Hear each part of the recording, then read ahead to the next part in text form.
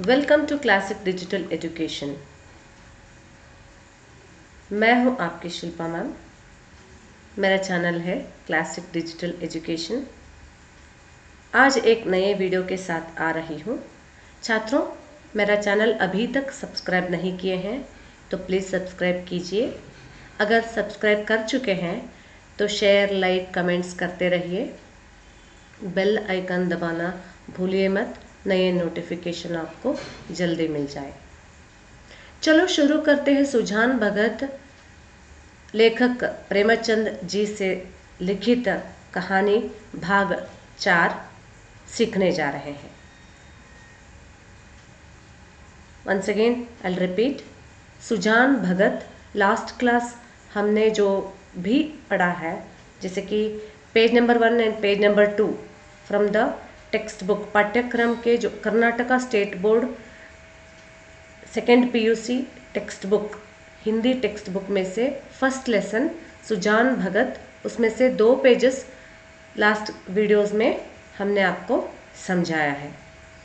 तो चलो शुरू करते हैं। सुजान भगत भाग 4 में सुजान भगत को घर में किस तरह अनादर किया जाता है और अनादर होने के बाद वह क्या करता है। अपने ही घर में पराये बनकर रहना कितना मुश्किल होता है, इन सब के बारे में जानेंगे। पेज नंबर 3 खोलिए छात्रों, कंटिन्यू करेंगे। देखिए, यहाँ तक हमने कंप्लीट किया था, राइट। जैसे कि सुजान भगत जड़ जगत से निकलकर चेतना जगत में, यानी जो सुजान स्वार्थी था, अभी तक कभी कभी झूठ भी बोलता था और समय के अनुसार, जैसे कि परिस्थिति के अनुसार अपने आप को बदलता था। एक साधारण मनुष्य के तरह वह जी रहा था।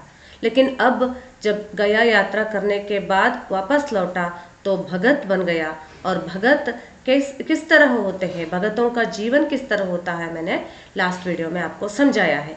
एक ज्ञानी के लिए क्षमा नहीं है, प्रायश्चित भी नहीं है, यदि है तो भी वह बहुत कठिन होता है। छात्रों, इस पाठ से कम 5 अंकों का क्वेश्चंस जरूर पूछते हैं, इसलिए ध्यान से पाठ का जो सारांश है, साथ ही साथ पाठ का ससंदर्भ ध्यान में रखिए। और अब ध्यान से देखिए बच्चों, उसने कुछ लेन देन करना शुरू, वहां से हमें कंटिन्यू करना है। नेक्स्ट पेज में जाएंगे। स्वार्थ सेवा ही उसका पहला जो जीवन का लक्ष्य था, लेकिन अब औचित्य के जो उचित है उससे लोगों को तुलना करना शुरू कर दिया। अब जड़ा जगत से निकलकर वह चेतना जगत में, यानी ज्ञानी बन गया है। अब क्या होता है घर में और किस तरह ज्ञानी सुविचार करते हैं और उनके जो अच्छे आचार कैसे होते हैं, अब नेक्स्ट पेज में भी कंटिन्यूड है। उसने कुछ लेन देन करना शुरू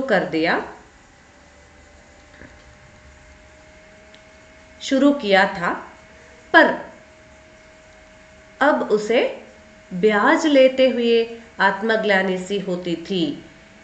यहाँ तक कि गौओं को दुहाते समय उसे बछड़ों का ध्यान बना रहता था। कहीं बछड़ा भूखा न रह जाए, नहीं तो उसका रोया दुखी होगा। वह गांव का मुखिया था।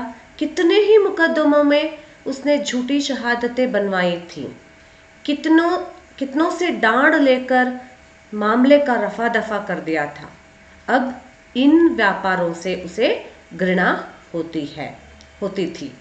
झूठ और प्रपंच से कोसों दूर भागता था। पहले उसकी यह चेष्टा होती थी कि मजदूरों से जितना काम लिया जा सके लो, और मजदूरी जितनी कम दी जा सके दो। पर अब उसे मजदूर के काम की कम, मजदूरी की अधिक चिंता रहती थी।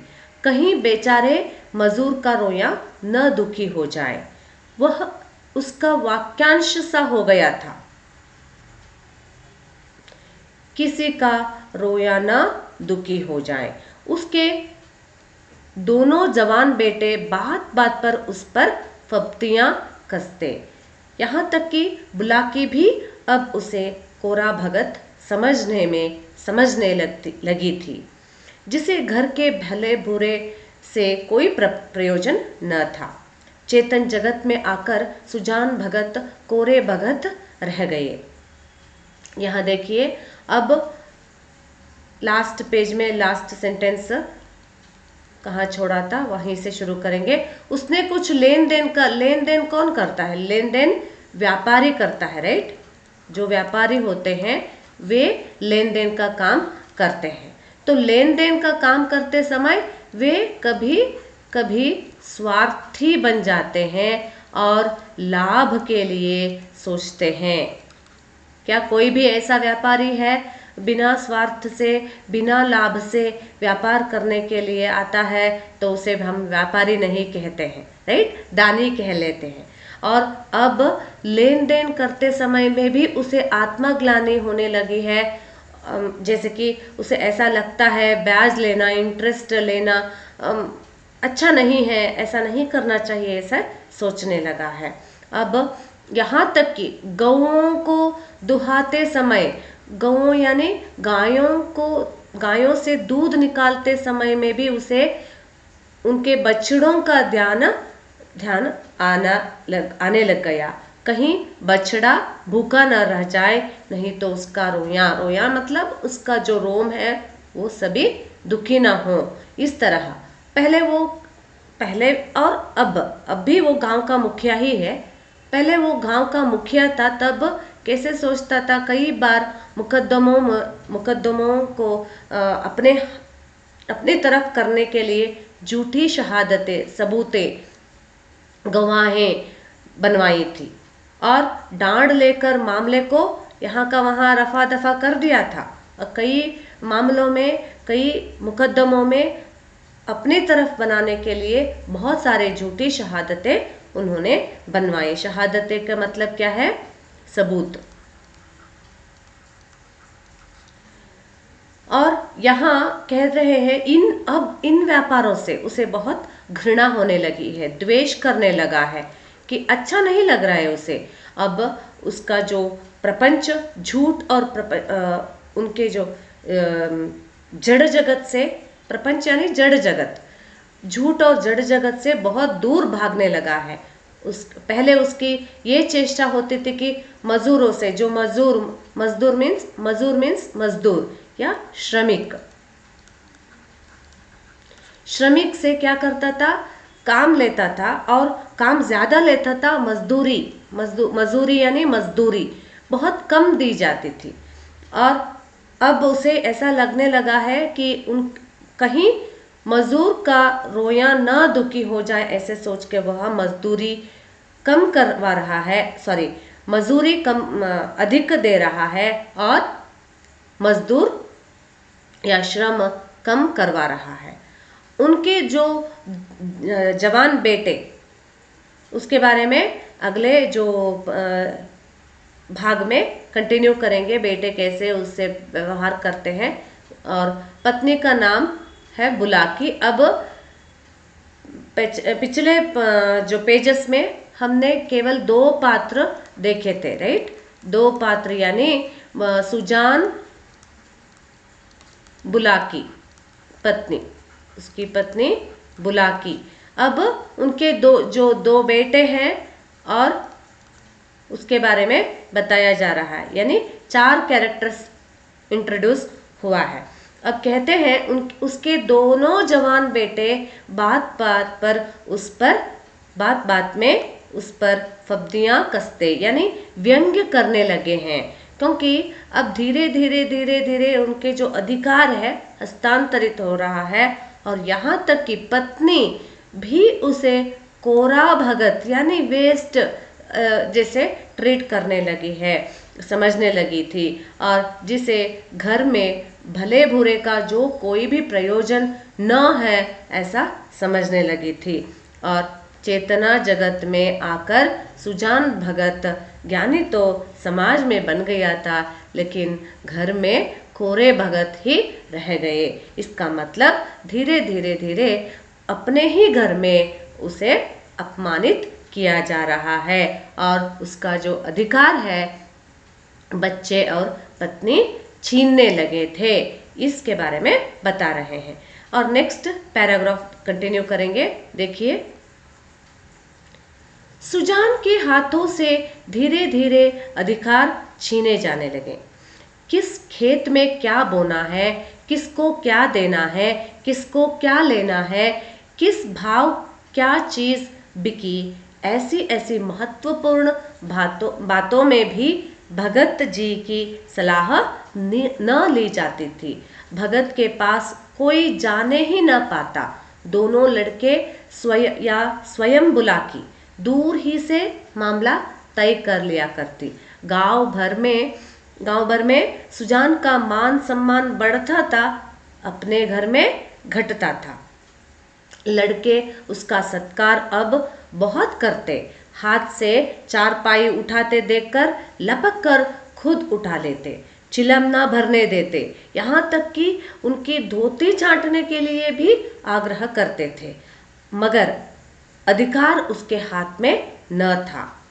वह अब घर का स्वामी नहीं, मंदिर का देवता था।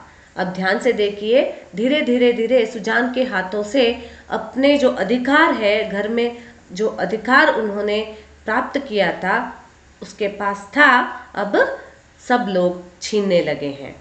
किस खेत में क्या बोना है, मतलब जो व्यावहारिक दृष्टि से घर में जो बातचीत करते हैं तब यजमान को निर्णय लेना पड़ता है, लेकिन अब उससे कोई पूछते भी नहीं है कि किसको क्या लेना है, किससे क्या देना है, किसको क्या देना है और किस भाव की क्या चीज़ बिकी है। ऐसी महत्वपूर्ण बातें भी नहीं पूछते हैं। उन भगत जी की जो सलाह नहीं ली जाती थी घर में। भगत के पास कोई जाने ही नहीं पाता। अगर कोई बाहर से उससे मिलने के लिए कुछ व्यवहार करना है और उससे बात करना चाहते हैं तो लड़के या पत्नी स्वयं बुला के दूर से ही मामला तय करके रफा दफा कर देते थे। गांव भर में सुजान भगत का जो मान सम्मान बढ़ता था। सब लोग उन्हें प्रशंसा करते। किसको? सुजान को बहुत प्रशंसा करते।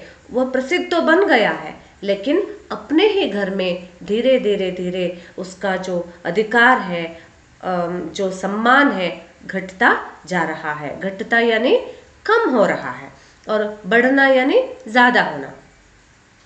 लड़के उसका सत्कार अब इस तरह करने लगे हैं कि हाथ से चारपाई उठाते देखकर लपक कर खुद उठा लेते, चिलम ना भरने देते, कोई काम करने ही नहीं दे रहे हैं, क्योंकि सब तरह से उसे क्या किया जा रहा है, अलग पराया बनाया जा रहा है। और कुछ भी करना है तो इनके जो आग्रह कोई नहीं पूछने लगे हैं और अधिकार उसके हाथ में नहीं है, इसलिए ऐसा कर रहे हैं। और अब वह घर का स्वामी यानी यजमान, ओके, स्वामी यानी मुखिया, यजमान।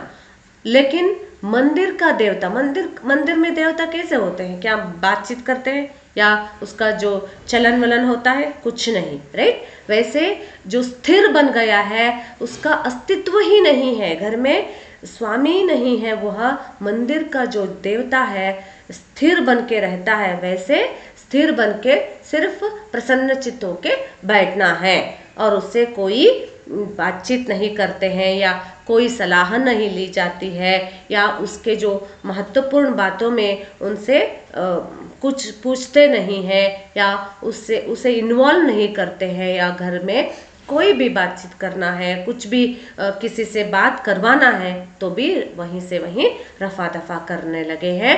इसका मतलब सुजान अपने हाथों से अपने ही घर में अपमानित हो रहा है। और आगे देखिए, एक दिन क्या होता है। एक दिन बुलाकी ओखली में दाल छांट रही थी। एक भिखमंगा द्वार पर आकर चिल्लाने लगा। बुलाकी ने सोचा दाल छांट लूं तो उसे कुछ दे दूं। इतने में बड़ा लड़का भोला आकर बोला, अम्मा, एक महात्मा द्वार पर खड़े गला फाड़ रहे हैं, कुछ दे दो। नहीं तो उनका रोया दुखी न हो जाए। बुलाकी ने उपेक्षा के भाव से कहा, भगत के पाँव में क्या मेहंदी लगी है? क्यों कुछ ले जाकर नहीं देते? क्या मेरे 4 हाथ हैं? किस किस का रोया सुखे करो, दिन भर तो तांता लगा रहता है। अब देखिए, चुपचाप बैठने के लिए भी कारण है। सुजान भगत अब अपने ही घर में एक देवता, मंदिर का देवता बन के बैठ गया है। उसे कुछ भी काम नहीं लिया जा रहा है, क्योंकि कोई भी काम करना है तो बच्चे से और पत्नी से उनके आग्रह के बिना ये कुछ नहीं कर सकता है। और ऐसे समय में कोई भी ऐसे उठा के कुछ दे सकता है? नहीं। इसलिए वो कुछ भी नहीं कर रहा है। एक दिन क्या हुआ, बुलाकी कुछ काम कर रही थी, ओखली में दाल छांट रही थी, और उसी समय घर के सामने भिकमंगा यानी भिक्षुक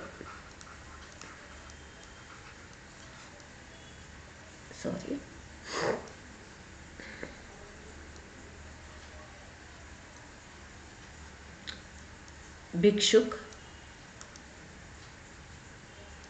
या भिखारी। एग्जाम में आप भिकमंगा लिखना या भिक्षुक लिखना आपके लिए कठिन है, तो भिखारी शब्द का प्रयोग भी कर सकते हैं। भिखारी घर के सामने, द्वार पर यानी घर के सामने आकर चिल्लाने लगा है, और बड़ा लड़का Bhola. See first one, Sujan character, Sujan Bhagat कहानी का जो नायक है, और बुलाकी उसकी पत्नी। नेक्स्ट क्या है, भोला। अब बड़ा लड़का भोला। कई बार आप ससंदर्भ प्रश्न उत्तर लिख रहे हैं, प्रश्न का उत्तर लिखते समय आपको जो सही शब्द का या सही नाम का प्रयोग करना भी चाहिए, क्योंकि ससंदर्भ में क्लैरिटी होनी चाहिए। और उस समय आपको भोला या दूसरा लड़का, अभी नेक्स्ट पेज में आपको नेक्स्ट वीडियोस बनाते समय आपको समझाएंगे, उसमें उसका नाम भी आएगा। अब क्या है, इसी तरह एक उसका जो बड़ा लड़का है वो आकर क्या कहता है, अम्मा द्वार पर भिक्षुक आया है, उससे कुछ दे दो, क्यों ऐसे बैठी हो, कुछ जाकर दे के आना, इस तरह बोल रहा है। तभी बुलाकी उपेक्षा की भाव से, उपेक्षा यानी नेग्लेक्ट कर रही है, क्योंकि वो जानती है घर के जो अंदर भगत बैठ गया है, वो देख रही है भगत को भी, और भगत कुछ नहीं कर रहा है, जैसे स्थिर बन के बैठ गया है। और उसी टाइम पर भगत के बारे में बता रहे हैं। भगत के पाँव में क्या मेहंदी लगी है, यानी पति के पाँव में मेहंदी लगी है। मेहंदी लगाने के बाद हम लोग क्या करते हैं, कुछ काम नहीं करते हैं ना। वैसे पाँव में मेहंदी लगी है क्या, इसलिए कुछ भी नहीं कर रहे हैं क्या, क्यों कुछ ले जाकर नहीं देते। और मेरे हाथ में क्या 4 हाथ है, सिर्फ 2 ही हाथ है, मैं काम कर रही हूँ ना, तो उसका किस किस का रोया सुखी करूँ, किस किस को सुखी बनाऊं। और दिन भर तो बहुत सारा काम करती रहती हूँ। ये तो घर में पति के बारे में कह रहे, दिन भर वैसे ही ताता करके बैठ जाते हैं, लगा रहते हैं। इस तरह हस्बैंड भगत पति को डांट रही है और फप्तियाँ कर रही है। देखिए फप्तियाँ कैसे कसते हैं, इसी तरह करते हैं, व्यंग्य कर रही है अपने पति से।